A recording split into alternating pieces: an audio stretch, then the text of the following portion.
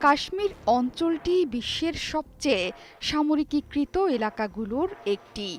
সেখানে মোতায়েন আছে ৫ লাখ সেনাবাহিনী। এর মাঝেই এই হামলা নিয়ে চলছে নানা জল্পনা-কল্পনা।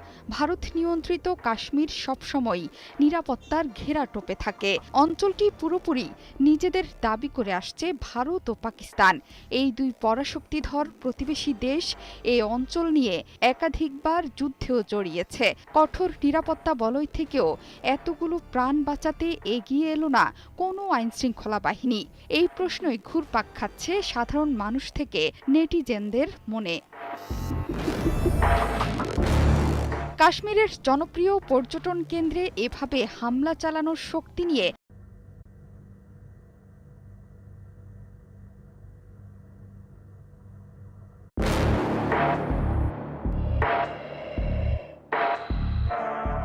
কাশ্মীর অঞ্চলটি বিশ্বের সবচেয়ে সামরিকীকৃত এলাকাগুলোর একটি।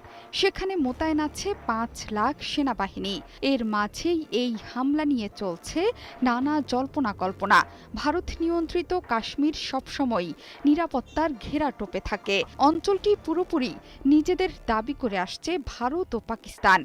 এই দুই পরাশক্তিধর প্রতিবেশী দেশ এই অঞ্চল নিয়ে একাধিকবার যুদ্ধেও জড়িয়েছে। কঠোর নিরাপত্তা বলয় থেকেও এতগুলো প্রাণ বাঁচাতে এগিয়ে এলো না কোনো আইনশৃঙ্খলা বাহিনী। এই প্রশ্নই ঘুরপাক খাচ্ছে সাধারণ মানুষ থেকে নেটিজেনদের মনে।